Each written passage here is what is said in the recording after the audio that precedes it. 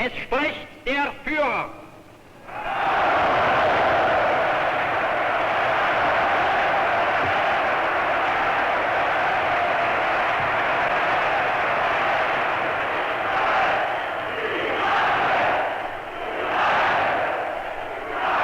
He wanted to enslave the world. He unleashed a war that destroyed 30 million lives. He called that war a glorious and heroic struggle. And just before taking his own life, he said, "I die with a joyful heart." His name is Adolf Hitler, and this is his biography.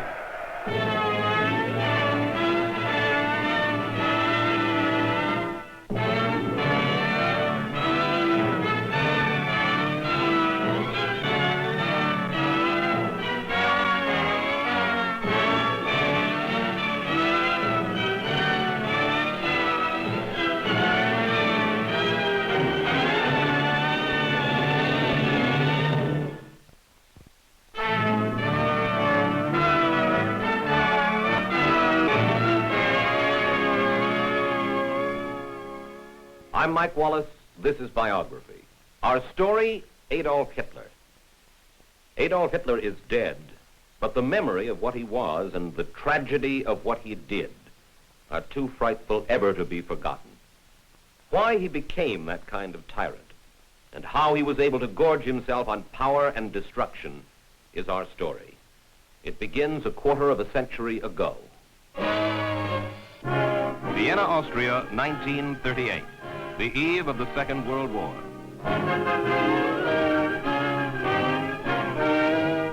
Adolf Hitler holds the power of life and death in this city. 30 years before, he shuffled through these same streets, a penniless and embittered vagrant who seemed destined for obscurity from the day of his birth.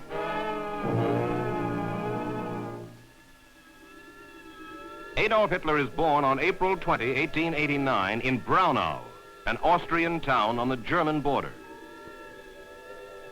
His mother, Clara, a former household servant, coddles and spoils her frail son. Under her influence, he becomes a choir boy at a Benedictine monastery. And young Adolf even talks about becoming a monk. Hitler's father, a customs official, is cold and domineering. When he hears that Adolf wants to study art, he snarls, "An artist?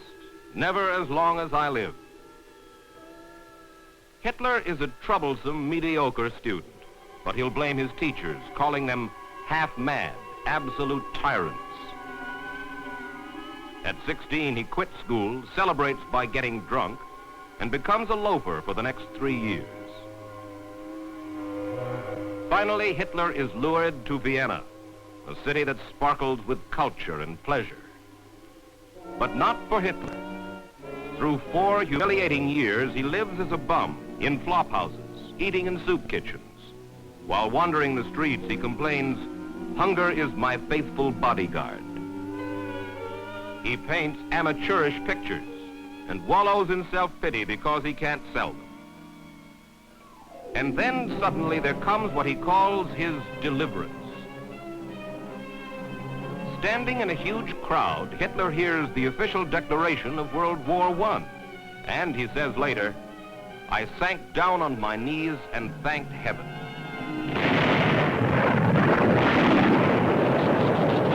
For Hitler, the war is an escape from years of frustration.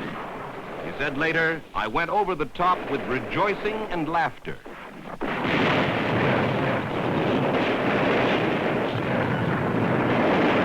Soldier, he revels in the carnage. He recovers in a hospital after being wounded, and he is awarded the Iron Cross for bravery. But his fellow soldiers despise him for his twisted love of war.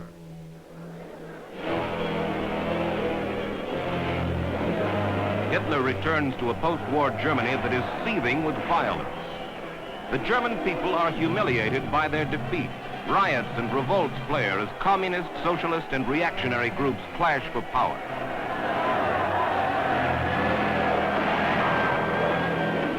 As a paid informer for the German government, Hitler spies on a group of shabby radicals called the German Workers' Party.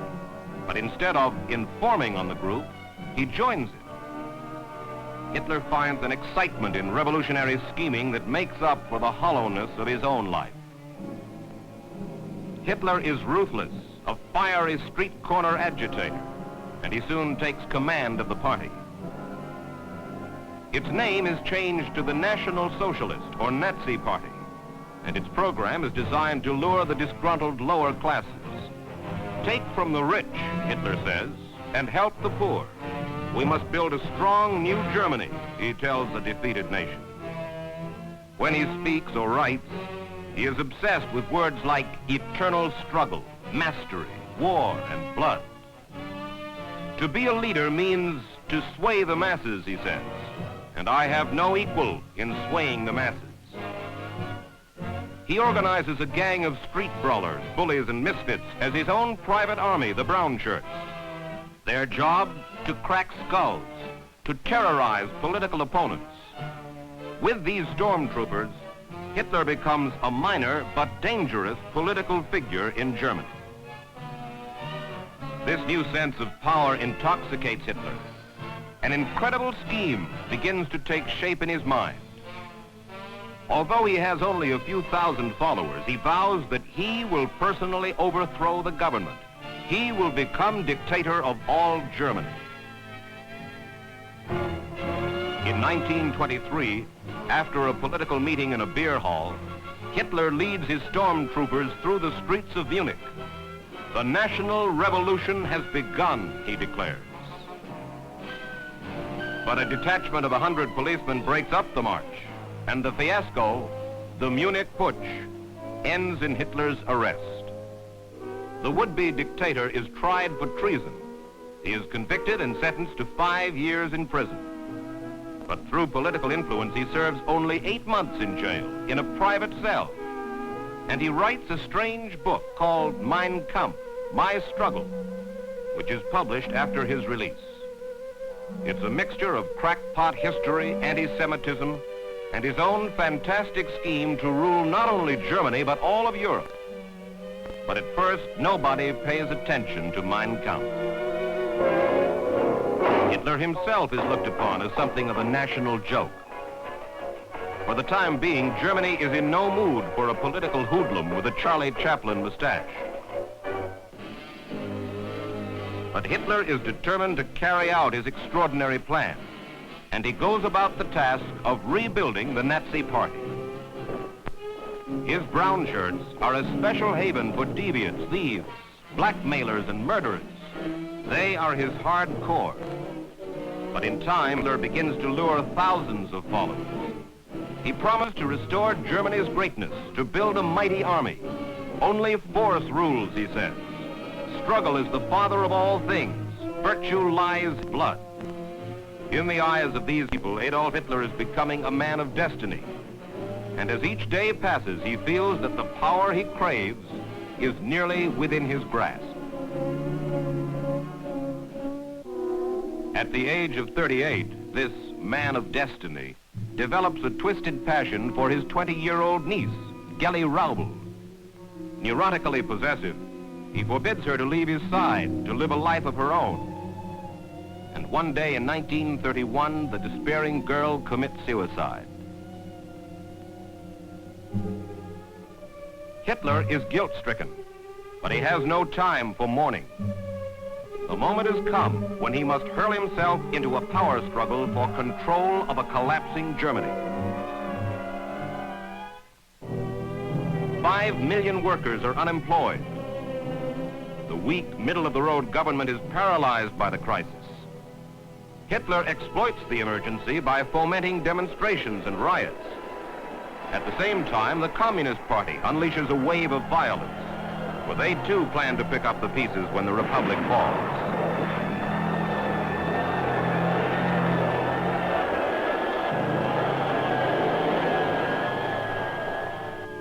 Hindenburg, the president of the Republic, is 84 years old. His mind is failing, and the government he leads is hopelessly indecisive, corrupt. Although he detests Hitler, the ailing Hindenburg is forced to make deals and compromises with the treacherous Nazi Party. After meeting with Hindenburg and his representatives, Hitler boasts, "Now I have them in my pocket." In 1932, Hitler takes a daring step. He campaigns against Hindenburg for the presidency. We do not need an uprising, says Hitler. Democracy must be destroyed with the weapons of democracy. But in a free election, the Germans still prefer a senile Hindenburg to a potential dictator like Adolf Hitler. Furious at losing the election, Hitler now resorts to violence to undermine the Republic and to increase his own power. His brown shirts start a new wave of political riots, even murders. In desperation, Hindenburg takes a fatal step. He tries to fight evil with evil. He appoints first one, then another political cutthroat to the key office of Chancellor, giving them virtually dictatorial powers. Iron rule, Hindenburg feels, may save the nation and prevent Hitler from taking over. But the new chancellors are too weak to cope with the crisis. Finally, Hindenburg capitulates to Hitler and presents him with the key office of Chancellor. Hindenburg thinks he'll be able to use and control the Nazis and their leader. But Hitler has other ideas. February 27, 1933. The Reichstag building goes up in flames, put to the torch secretly by Nazi stormtroopers. But Hitler blames it on a logical scapegoat, his old rivals, the communists. He warns that the Reichstag fire and the current national crisis prove that Germany needs a strong leader. He demands absolute dictatorial powers, and this time he gets them legally, handed to him by the German parliament itself. A nation's freedom is surrendered to a tyrant. Said one historian, the gutter had come to power. But millions of Germans hail Hitler as the man who can lead them to greatness. The others are either afraid to oppose him or they just don't care enough. Germany is now under his heel. But Hitler lusts for more. He vows to himself that all of Europe will be his, no matter what the cost. Die und die Bewegung sind Lebensausdruck unseres Volkes und damit ein Symbol des Ewigen. Es lebe die nationalsozialistische Bewegung. Es lebe Deutschland.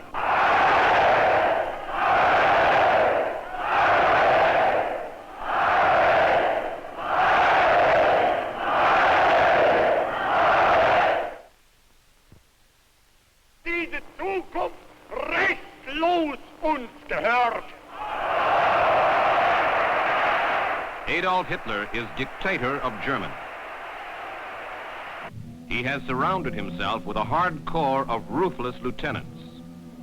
Hermann Goering, a former drug addict, will become economic dictator of Germany and head of the Air Force, the Luftwaffe. Goering is an intimate of industrialists and aristocrats, but he prefers the company of Hitler's street brawlers. Propaganda minister and professional anti-Semite Joseph Goebbels. In his earlier days, a frustrated writer and socialist agitator, he has attached himself to Hitler's coattails. Goebbels once said, "Adolf Hitler, I love you because you are both great and simple. These are the characteristics of the genius." Rudolf Hess, Hitler's right-hand man. He is a former street thug who fancies himself a deep thinker. The ideal leader, says Hess, is a man who does not shrink before bloodshed, who can trample people with the boots of a grenadier. With such men, Hitler sets to work. Die Partei ist Hitler. Hitler aber ist Deutschland, wie Deutschland Hitler ist. Hitler siegt! Siegt!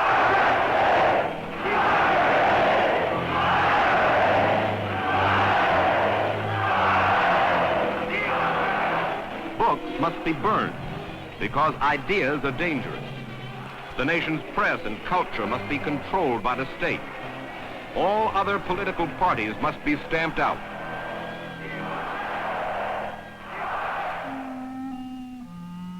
The Jews, a helpless minority, are persecuted in the name of Aryan supremacy. Their businesses are boycotted. They're beaten up in the streets. They're driven out of public and professional life. Germany is becoming a nightmare state.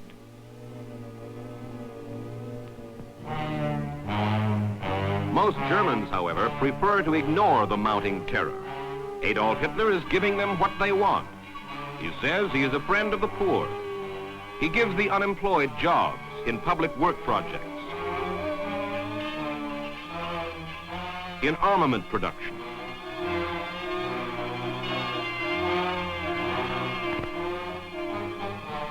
it is true Hitler has smashed the trade unions and wages are controlled, but the working man now has economic security, and he complacently surrenders his freedom. The industrialists embrace Hitler because they've been promised, and now they get enormous profits from building the Nazi war machine. Germany enjoys good times. Few Germans seem to care that they have joined ranks behind a political gangster who is now ready to set up his move on Europe. March 7, 1936. A small Nazi force marches into the industrial Rhineland, which had been demilitarized by the Versailles Treaty. This could be a suicidal bluff for Hitler. He knows that the French and British are not only strong enough to stop him, they could easily crush him and his entire Third Reich. But just as Hitler expected, his troops meet no resistance. The French and British are unwilling to risk war, a war they could easily have won. Elated by his Rhineland success, Hitler meets with Benito Mussolini, the dictator of Italy. He convinces Mussolini that together they can embark on daring military adventures and share in the spoils of war. With Italy as an ally, Hitler is ready to plot his next move. In the winter of 1937, Adolf Hitler holds a secret conference with his high command. He announces his decision to march on Europe. His generals are stunned. They warn that Germany is still too weak, that Britain and France can easily smash the German army. But Hitler can no longer control his ambition. March 13, 1938. Hitler's armies sweep through a helpless Austria. Once again, Britain and France do nothing.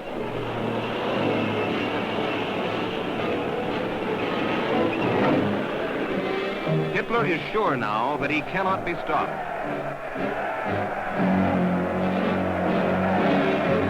He makes a triumphant entry into Vienna, the city where he'd been a failure 30 years before. He is settling an old score.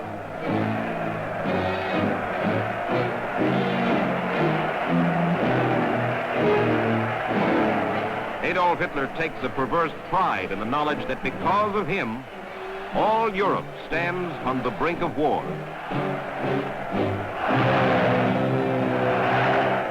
Munich, September 29, 1938. England and France desperately try to keep the peace. Britain's Prime Minister Neville Chamberlain and French Premier Edouard Daladier have come to meet with Hitler and Mussolini. Hitler demands that he be given the Sudetenland, almost 1/4 of Czechoslovakia. Or, he warns, there will be war. Chamberlain wants to avert conflict at all costs, and he climaxes the long months of appeasement by throwing Czechoslovakia to the wolves. Hitler's appetite for conquest is apparently satisfied. Chamberlain returns to London without knowing that Hitler privately calls him a little worm. Chamberlain tells his nation and the world, "My good friends, there has come back from Germany to Downing Street peace with honor.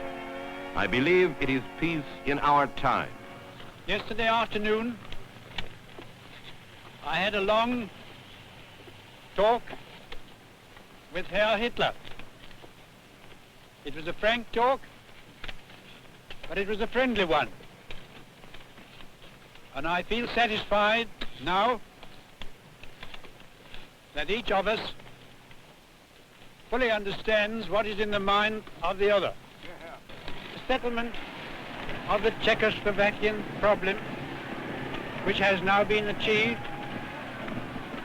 is, in my view, only the prelude to a larger settlement in which all Europe may find peace.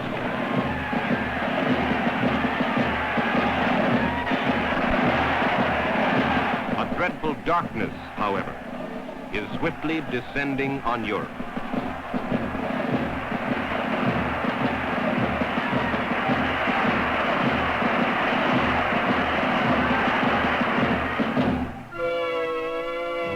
The Soviet Union is the last real military threat that stands between Hitler and his plans for expansion.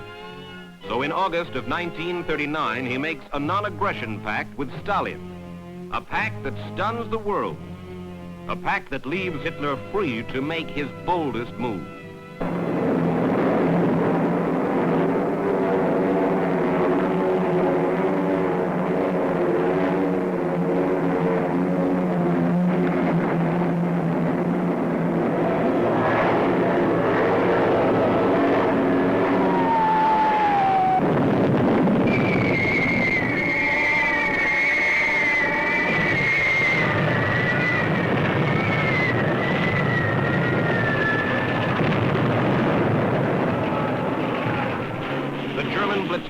Smashes through Poland. This is the beginning of the most terrible war in history.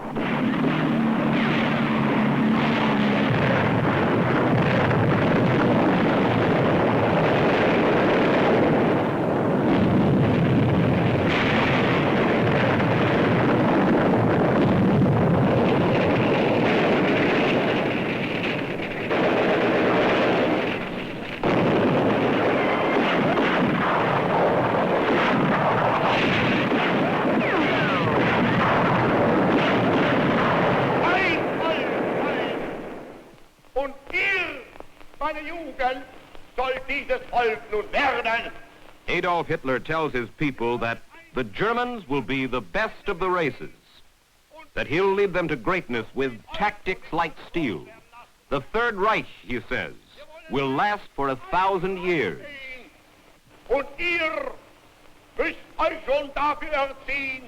Adolf Hitler is committed now to a desperate course. Either he must conquer all of Europe, or he and the Third Reich will be destroyed. Ein Friedleben und aber auch tapfer ist. Und ihr müsst friedfertig sein.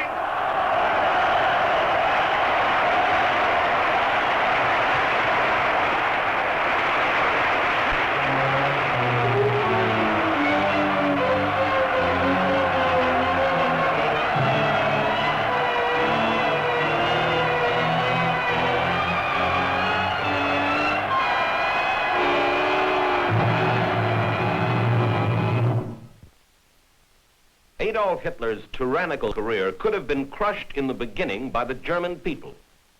Instead, his people followed him, and then his enemies appeased him. They helped this little man, this street corner agitator, in his climb to frightful power. And for this, they would pay a tragic price. Mike Wallace for Biography.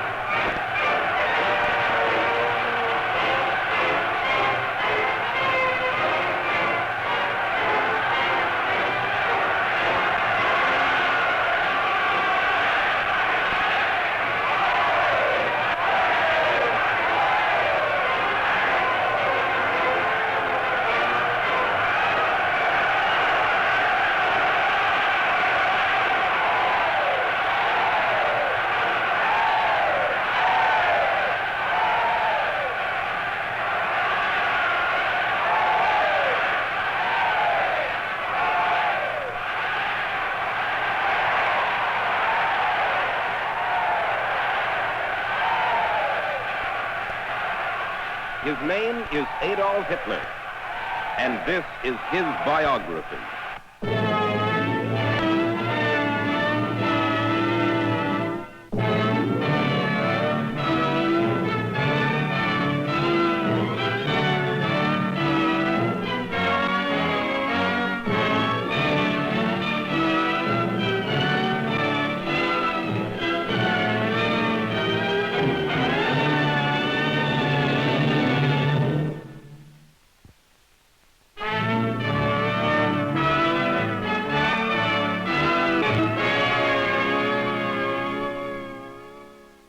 I'm Mike Wallace. This is Biography. Our story, Adolf Hitler. When Adolf Hitler threatened to unleash the Second World War, great nations shuddered. They feared that civilization itself would be destroyed. But one of Hitler's top admirals knew better. He said on the eve of the war, "This means only the end of Germany." And he could have added, "This means the end of Adolf Hitler too." This is the story of how Adolf Hitler raced to his own destruction.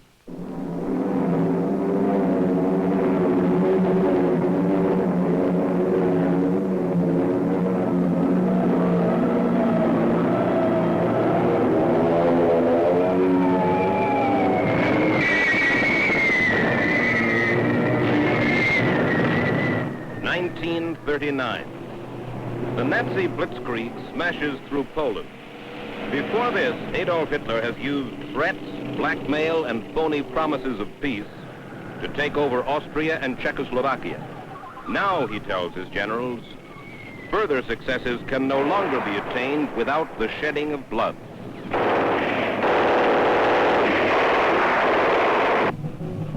Hitler meets with his high command after the swift fall of Poland. He says, "No one has ever achieved what I have achieved. The fate of the Reich depends only on me." He commands that the German armies march across Europe. France and Great Britain, he says, will be conquered. But Denmark, Norway, and Holland must come first.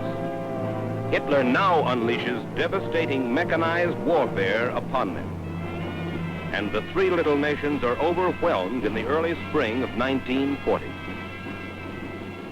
Then the Nazi panzer divisions push into Belgium, where they are challenged for the first time by French and British troops.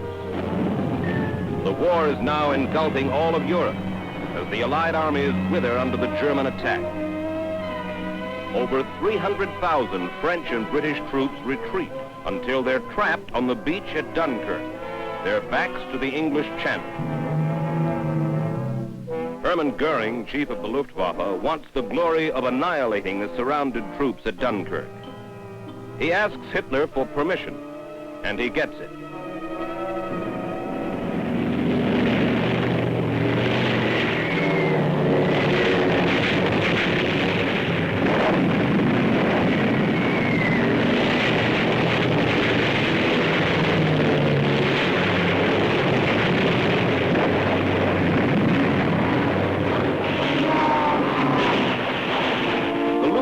However, fails in its job. Despite merciless bombing, the enemy is able to escape by sea. But France, riddled with defeatism, surrenders almost as quickly as Poland and Norway. This is springtime in Paris in 1940.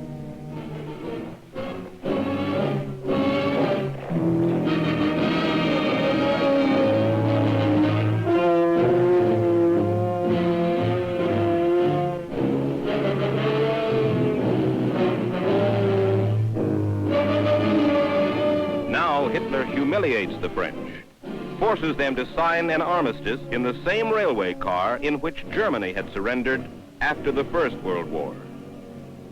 This scene was witnessed personally by a correspondent, William L. Shirer.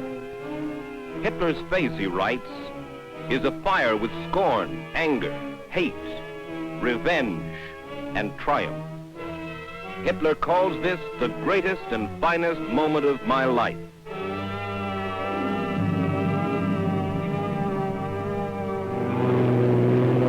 Hitler again turns to his Luftwaffe, orders his Air Force to bring Great Britain to her knees.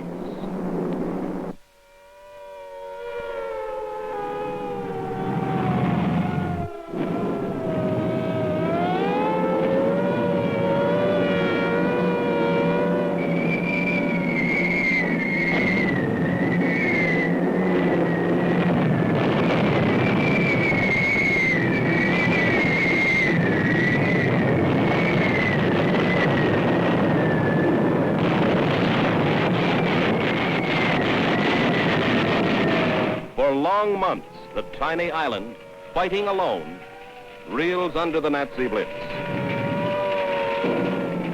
But then the tide turns in the Battle of Britain.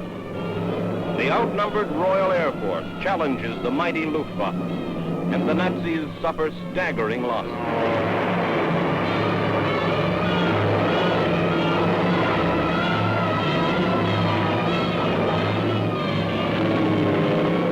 The RAF saves Britain.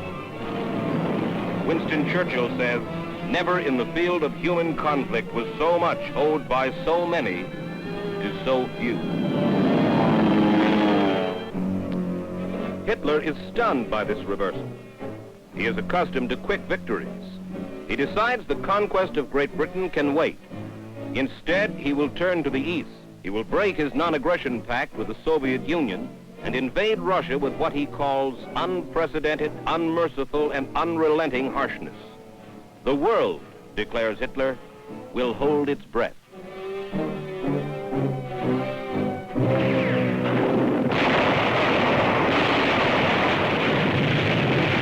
His German armies slash through the Soviet Union, surge toward Moscow and Leningrad.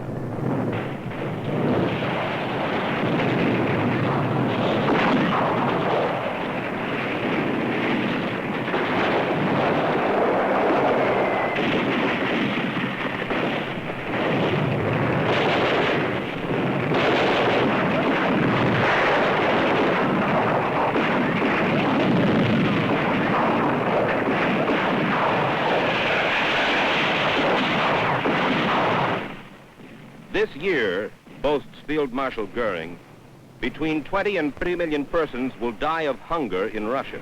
Perhaps it is well that it is so, for certain nations must be decimated.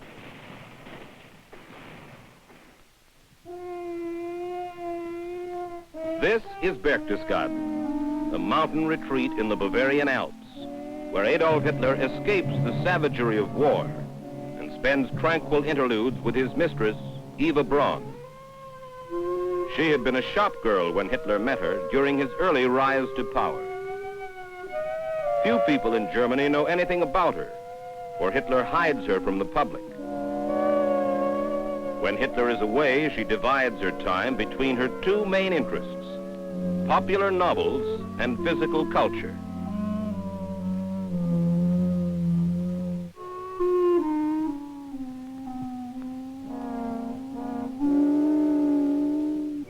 Hitler has a peculiar relationship with Eva. He boasts to her of other romantic conquests. He forbids her to dance or sing in his presence. He drives her to attempt suicide twice. An ardent movie fan, Eva has a crush on the American actor Robert Taylor. She possesses what one observer calls a bird-like mind.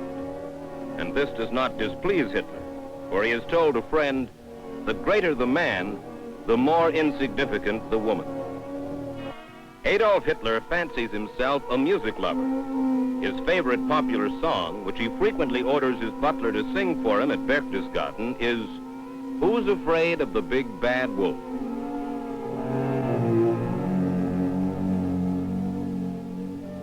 Hitler and Eva are sometimes joined here by Eva's parents and by her sister Gretel. Off and hand herself to that ogre. But now, as Hitler's armies overrun Europe, Hebron enjoys the Fuhrer's hospitality. The battle on the Russian front permits the Fuhrer little time for the pleasures of Berchtesgaden. The Japanese attacked Pearl Harbor, and this news staggers Hitler. He had hoped to keep the powerful United States out of the war for at least another year. Now, Hitler has no choice. He declares war on the United States. The German nation, he says, wants only its rights, and we will secure for ourselves this right to live, even if thousands of Churchills and Roosevelts conspire against us. The conqueror who ordered his Luftwaffe to slaughter defenseless civilians must now face the combined might of Great Britain, the Soviet Union, and the United States. And Adolf Hitler begins to understand that he is fighting for his life. Die Jugend ist unverschrieben und verfallen mit Leib.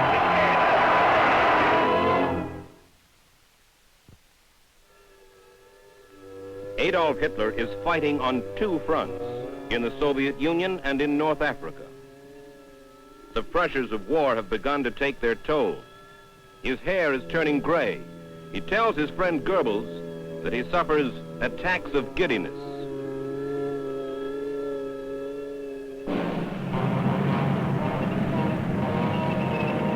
Hitler is worried about the North African campaign. General Rommel's Africa Corps had been scoring brilliant victories. But now the Desert Fox is in trouble. He's running short on weapons and supplies. And Hitler, in a fatal blunder, refuses to send more. Rommel wants to retreat, but Hitler issues an order. You can show your troops, he says, no other way than that which leads to victory or to death.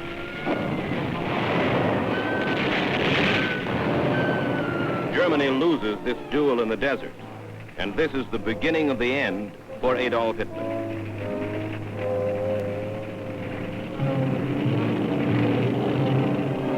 Hitler's next disaster comes at Stalingrad.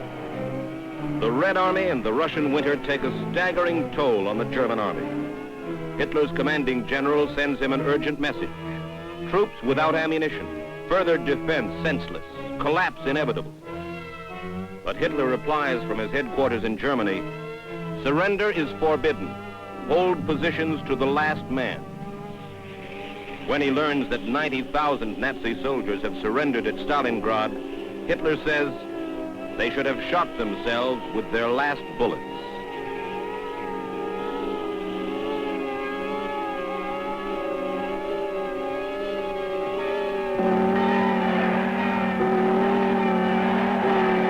American troops liberate Rome in June of 1944 after invading what is called the soft underbelly of Europe.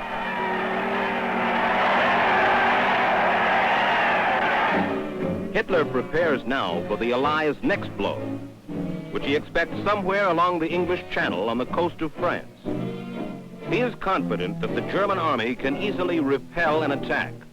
The entire coastline bristles with defenses, and Hitler proudly calls this barrier his impregnable Atlantic wall.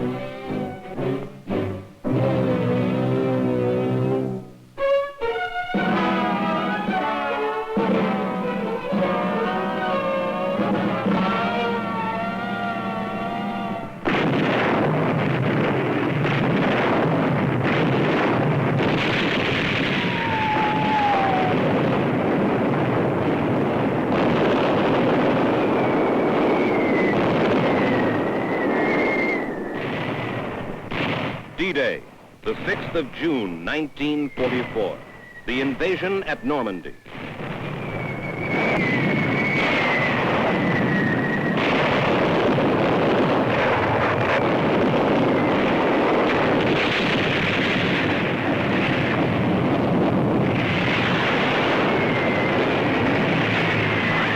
Through misinformation and indecisiveness, the German High Command is unable to beat back the greatest invasion armada in history.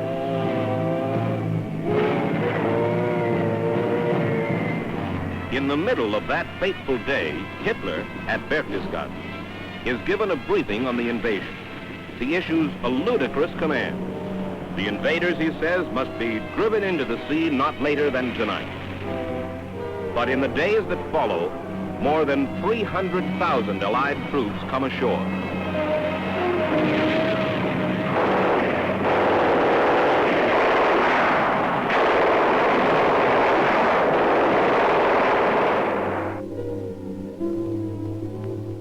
Hitler's impregnable Atlantic wall has collapsed.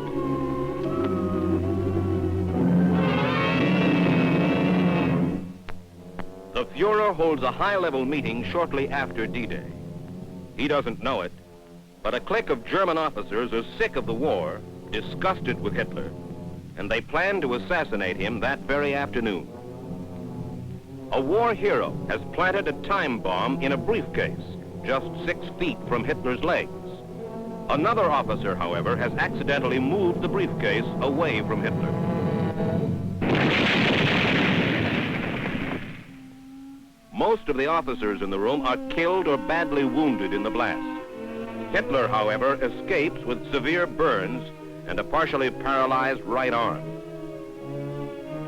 Later that afternoon, he meets Mussolini and tells him, "Having escaped death, I am convinced that the great cause which I serve can be brought to a good end." And Mussolini tells Hitler, "What has happened here today gives me new courage."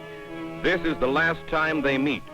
Within a year, Mussolini's corpse will hang by its heels in the streets of Milan. The men who tried to assassinate Hitler are put on public trial.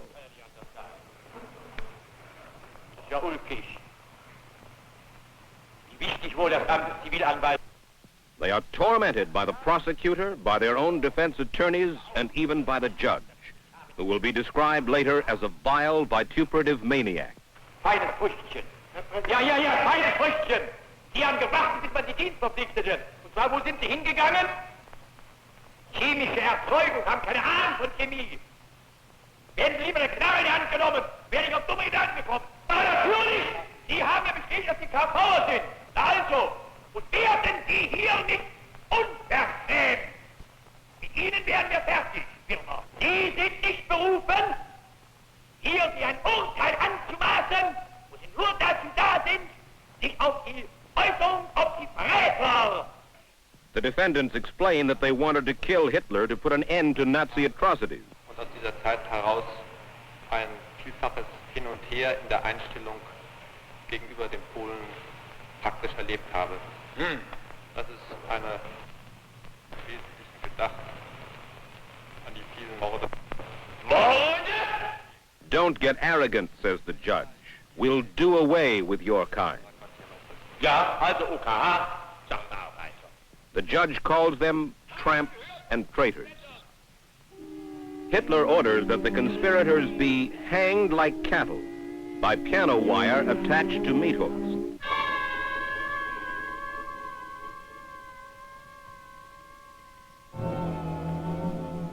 Now the tempo of Hitler's savagery begins to mount. His concentration camps have become factories of death for 5 million European Jews and other so-called undesirables.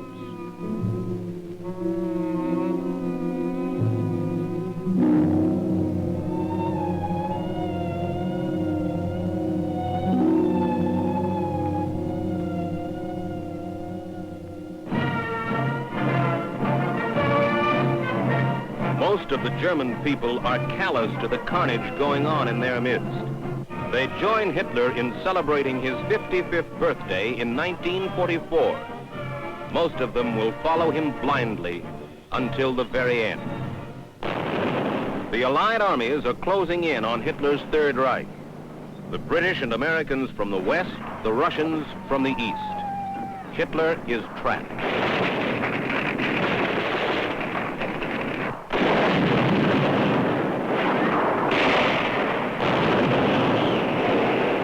The Germans counterattack in the winter of 1944.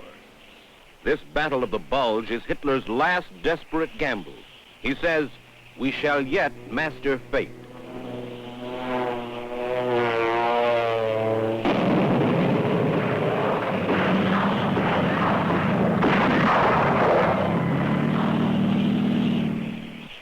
But his last gamble fails. The Allied armies push across the Rhine and into Germany.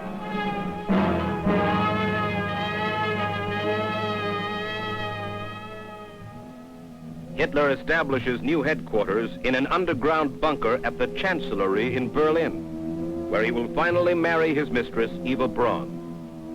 He has already had several nervous breakdowns, and a German officer says his face and eyes give the impression of total exhaustion. All his movements are those of a senile man. The Red Army penetrates the outskirts of Berlin, only a few miles from Hitler's bunker. Below ground, Hitler writes his last will and testament. Then the Fuhrer reflects on all he has done and calls it a glorious and heroic struggle. I die, he says, with a joyful heart. A Soviet cannon barrage demolishes the chancellery above his bunker.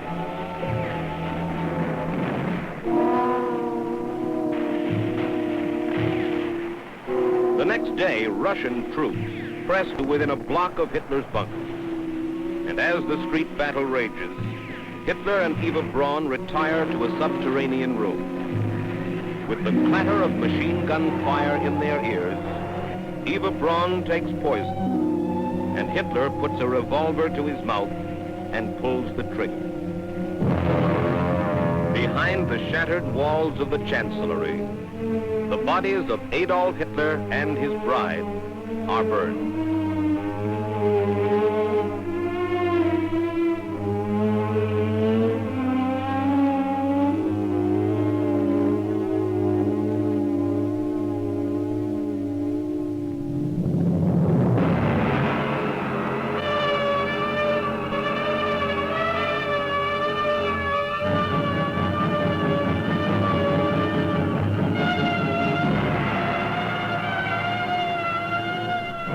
During the early days when Hitler embarked on his murderous career, his cohort Joseph Goebbels made a prediction. Once we have the power, he said, we will never give it up. They will have to carry away our dead bodies. Joseph Goebbels was right.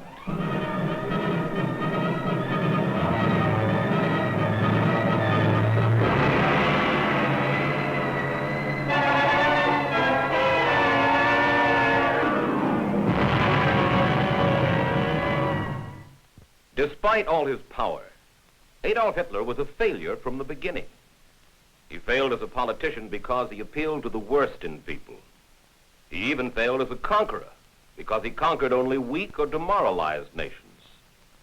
Like all evil men, he was a success only at destruction. And in the end, Adolf Hitler destroyed his nation and himself. Mike Wallace for Biography.